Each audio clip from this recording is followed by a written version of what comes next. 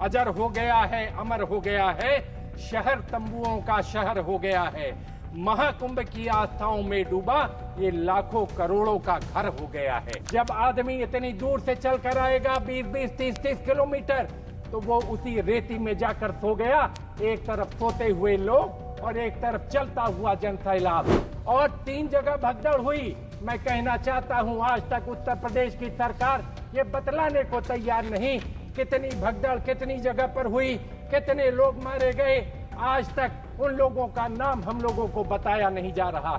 इस घटना का मुख्य कारण पॉन्टून के 30 ब्रिज बने हुए थे। पॉन्टून के 30 ब्रिज बने हुए थे और आज 27 तारीख से 30 के 30 ब्रिज, 15 आने के और 15 जाने के सारे ब्रिज को बंद कर दिया गया। एक ही मार्ग से आना था, एक ही मार्ग से जाना था। इस कारण ये व्यवस्था खराब हुई। लाशों, आज भी कूड़े के ढेर में लाशें मिल रही हैं। लोग उठाने को तैयार नहीं है, लेकिन जबरदस्ती पुलिस वाले मार मार कर जो है लाशें उठवा रहे हैं। मैं इलाहाबाद से चुनकर आता हूं। वहां पर जो कुंभ मेला का आयोजन किया जा रहा है, मैं सबसे पहले संसदीय क्षेत्र इलाहाबाद, इसलिए मैं सबसे पहले उन श्रद्धालुओं को जिन्होंने अपनी जान गंवाई है, उनकी स्मृतियों को नमन करता हूं, श्रद्धांजलि देता हूं।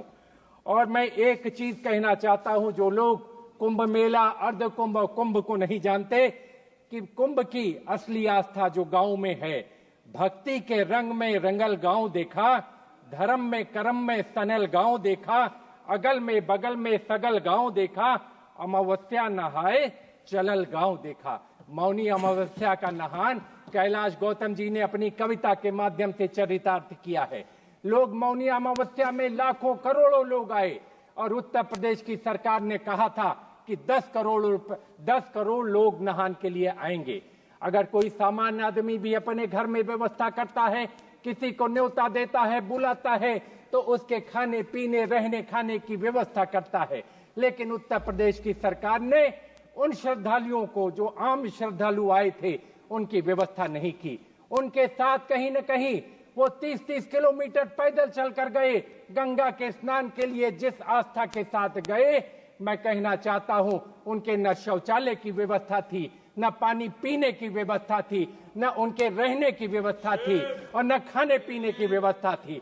इसलिए मैं कहना चाहता हूं कि आप कभी जाकर देखें। मैं सभी लोगों से कहना चाहूंगा कि कभी कुंभ मेले में जाकर देखिए तो वहां का माहौल कैसा है। उल्लास का, उमंग का माहौल था। जब 29 तारीख को लोग, 28 तारीख को लोग, 27 तारीख को लोग पैदल चलते हुए जा रहे थे, उल्लास उमंग का माहौल था।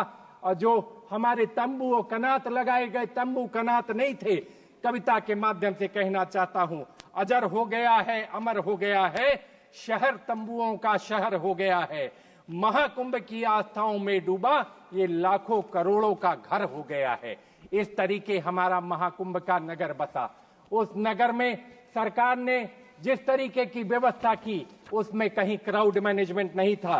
कहने को कहा गया 144 साल बाद संजोग बना जब अमृतपान करने के लिए लोगों को आपने बुलाया। आज तक बुलाया नहीं जाता था। पहली बार उत्तर प्रदेश की सरकार ने बुलाया, और बुलाने के बाद व्यवस्था राम भरोसे छोड़ दी, और 3 जगह भगदड़ हुई। मैं कहना चाहता हूं, आज तक उत्तर प्रदेश की सरकार ये बतलाने को तैयार नहीं कितनी भगदड़ कितनी जगह पर हुई, कितने लोग मारे गए। आज तक उन लोगों का नाम हम लोगों को बताया नहीं जा रहा।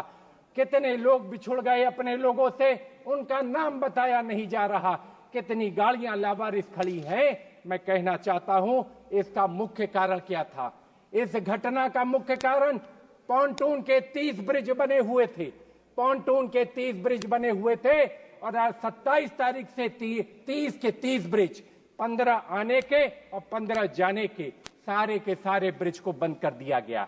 एक ही मार्ग से आना था, एक ही मार्ग से जाना था। इस कारण ये व्यवस्था खराब हुई। मैं कहना चाहता हूं, जब आदमी इतनी दूर से चलकर आएगा 20-20, 30-30 किलोमीटर, तो वो उसी रेती में जाकर सो गया।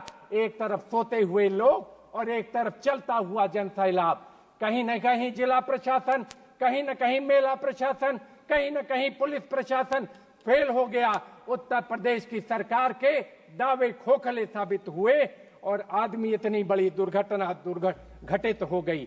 मैं कहना चाहता हूं, ये वीआईपी मेला नहीं था, ये आम श्रद्धालुओं का मेला है, ये आम श्रद्धालुओं का महाकुंभ है। लेकिन जिस तरह वीआईपी गाड़ियों की हूटन लगी गाड़ियां, सायरन बजाती हुई गाड़ियां, संतों की वाणी उसमें खो गई, कहीं न कहीं संतों की आवाज को दब गई और हूटर और सायरन में लोग दौड़ते चले गए।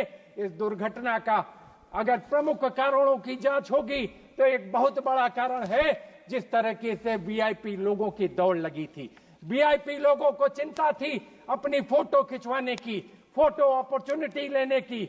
सरकार को चिंता थी इवेंट मैनेजमेंट कराने की, अपनी ब्रांडिंग करने की, लेकिन ये वो जगह नहीं थी। माननीय अधिष्ठाता महोदया, मैं कहना चाहता हूं ये वो जगह नहीं थी। यहाँ आस्था का समुद्र था। लोग उस आस्था और विश्वास के साथ कि अब अमृत वर्षा होगी, उस अमृत का पान करेंगे, लेकिन लाखों लोग, हजारों लोग मर गए।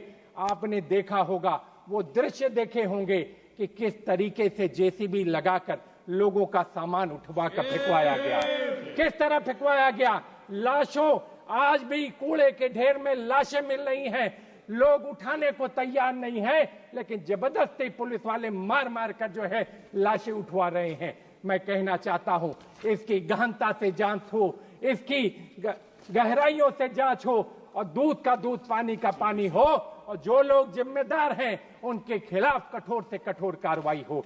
मैं आपसे कहना चाहता हूं, मैंने प्रेस और टेलीफोन के माध्यम से इसको पहले सचेत किया था कि मकर संक्रांति के बाद मौनी अमावस्या 4 गुना ज्यादा लोग आएंगे, 4 गुना ज्यादा लोग आए, लेकिन सरकार ने मेरी बात को अनदेखा कर दिया, हमारी बात को अनसुना कर दिया और कहीं न कहीं वीआईपी के पीछे मेला प्रशासन, जिला प्रशासन, पुलिस प्रशासन भागता गया। वीआईपी लोगों ने उनको काम नहीं करने दिया, रोज के रोज फोटो खिंचवाने की होड़ लगी रही। मैं कहना चाहता हूं, इस मेले में भ्रष्टाचार भी हुआ, साल की लकड़ी का 300 करोड़ का घोटाला हुआ। पहले सरकार से सरकार को जाता था, अब चुने हुए कुछ चिन्हित ठेकेदारों को यह काम दिया गया, खराब लकड़ियां दी गई और अंत में पुल बनकर तैयार हुआ, जिसकी वजह से ये बड़ी दुर्घटना होते होते आपके सामने है। आज भी आंकड़े छुपाए जा रहे हैं, जो लोग मरे हैं उनके नाम नहीं बताए जा रहे हैं। इसलिए मैं आप लोगों से कहना चाहता हूं, इसलिए मैं आपसे कहना चाहता हूं, जेपीसी की मांग करता हूं कि संसदीय समिति के सभी सांसद जाएं और जाकर देखें कि ये दुर्व्यवस्था क्या है, अव्यवस्था क्या है। एक कविता के माध्यम से कहना चाहता हूं, झूठ के सैलाब में सच के किनारे बह गए, चांद की झूठी तरफदारी में तारे रह गए, पूछिए मत कौन दोषी है गिरावट का, यहाँ मुल्क के मजबूत पाए सबसे पहले ढह गए। ये हालात हैं प्रयागराज के। आज प्रयागराज के लोग पीड़ा में हैं, आंसुओं से रो रहे हैं। जो मायूसी छाई हुई है, इसका जवाबदार और गुनाहगार कौन है, हम जानना चाहते हैं उत्तर प्रदेश की सरकार और केंद्र की सरकार से। इन सरकारों ने इतने पहले आयोजन की व्यवस्था की, कहा मेट्रो बनेगा, कहा गंगा एक्सप्रेस वे बनेगा, कहा 6 लेन ब्रिज बनेगा, लेकिन आज भी एक भी चीज बनकर तैयार नहीं है। ये है केंद्र सरकार की, उत्तर प्रदेश सरकार की विफलता।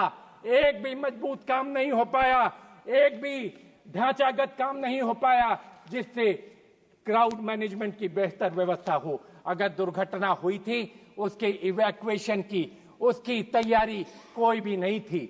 जिस समय घटना हुई 1:30 बजे रात, उसके बाद दूसरी घटना झूसी में 5:30 बजे की है, लेकिन प्रदेश की सरकार उसको मानने को तैयार नहीं। मैं कहना चाहता हूं, इसकी जांच जेपीसी के द्वारा नहीं होगी तो कहीं न कहीं दूध का दूध, पानी का पानी नहीं होगा। और लोग कहते हैं कि जो लोग मरे उनको मोक्ष प्राप्त हो गया। इससे बड़ा हास्यास्पद बात क्या हो सकती है? गरीब की मौत का मजाक अगर उड़ाया जा रहा है तो इस सरकार के द्वारा उड़ाया जा रहा है। वो मोक्ष को नहीं, कोई सरकारी व्यक्ति मोक्ष को प्राप्त नहीं हुआ, कोई बड़ा व्यक्ति मोक्ष को प्राप्त नहीं हुआ। गरीब किसान मरा, वहां पर गरीब किसान ने अपना दम तोड़ा, जिसकी लाशों की गिनती, उनकी लाशों की गिनती आप करने को तैयार नहीं। क्या था बताओ उनका पाप? मैं तो पूछना चाहता हूं, क्या था बताओ उनका पाप? हाथ से नाकामियों गलतियों के बाद भी थपथपाते दिख रहे, अभी भी अपनी पीठ आप, अपनी भी पीठ आप थपथपा रहे हो इतनी नाकामियों के बाद। इसलिए मैं आपसे कहना चाहता हूं, इसकी जांच होनी चाहिए। राष्ट्रपति महोदया, मैं संबद्ध करना चाहता हूं जो नेता विरोधी दल ने जो कटौती, जो प्रस्ताव रखा है, जो संशोधन का, उससे संबद्ध करना चाहता हूं।